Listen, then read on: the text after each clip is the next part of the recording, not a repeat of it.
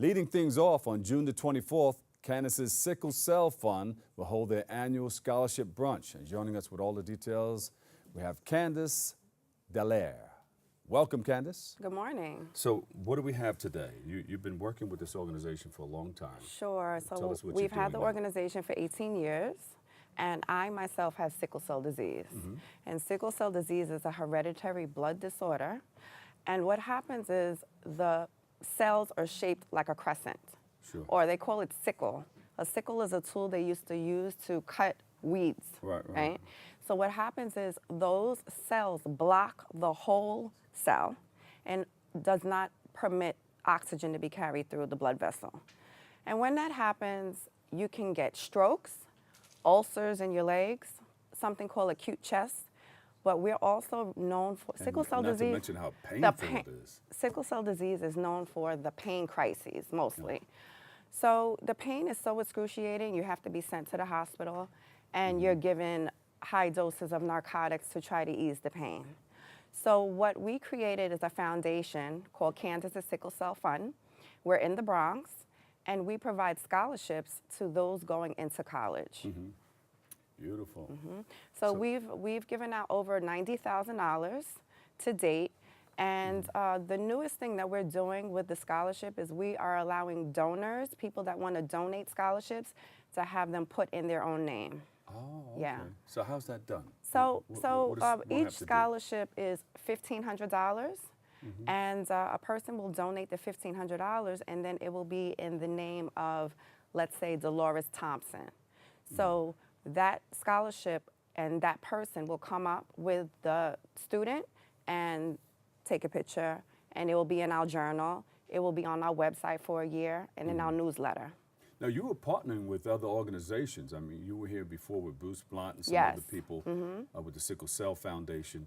And then you said, you know what, let me start my own foundation, a scholarship fund. Right. Yes. When did you So well, decide I do a lot of advocacy outside of giving out the scholarships.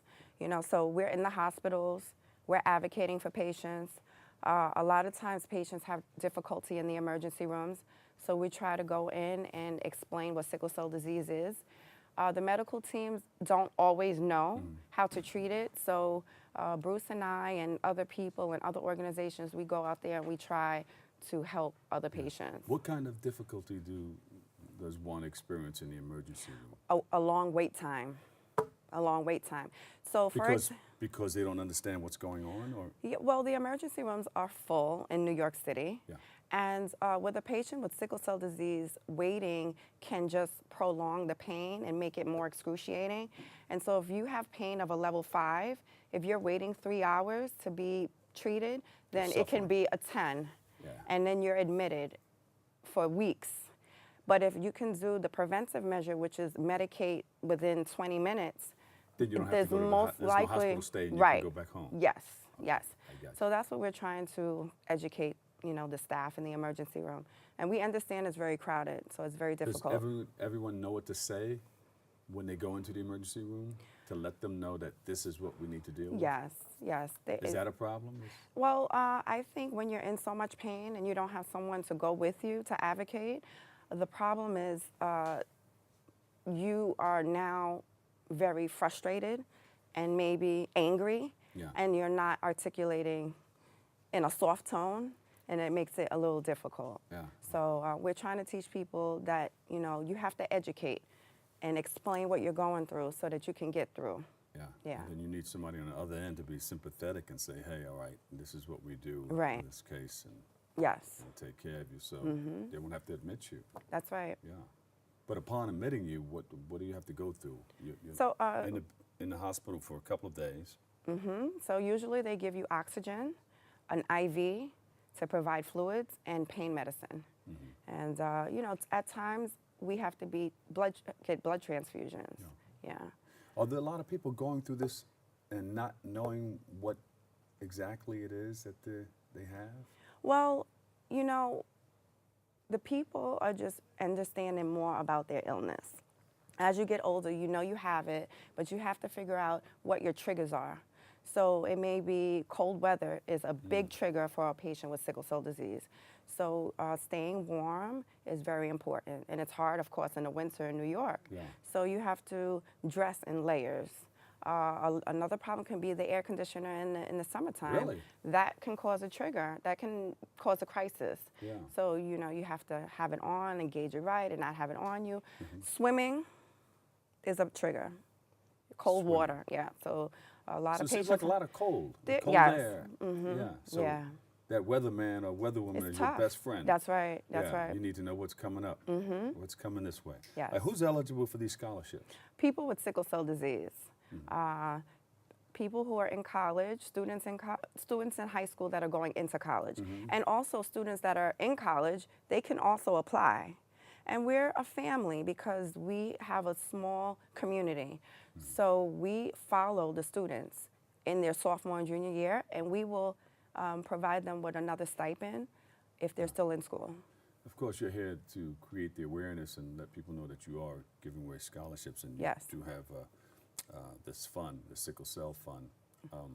What do you want our listeners or viewers to learn from what we're talking about today? What's important is that a lot of people don't know what sickle cell disease is, and people think that there is a cure, and there is stem cell transplant, and then they have the bone marrow transplant, but everyone is not eligible for it. So there's a large group of people that are still suffering from the disease, and it's very difficult for our community to get funding. It's not talked about, so people donate more to other causes, and we do accept donations, and we just want people to know about it, because once we start talking about it, you'll know other people with it and try to treat them a little bit kinder. Wonderful. All right, so what do you need?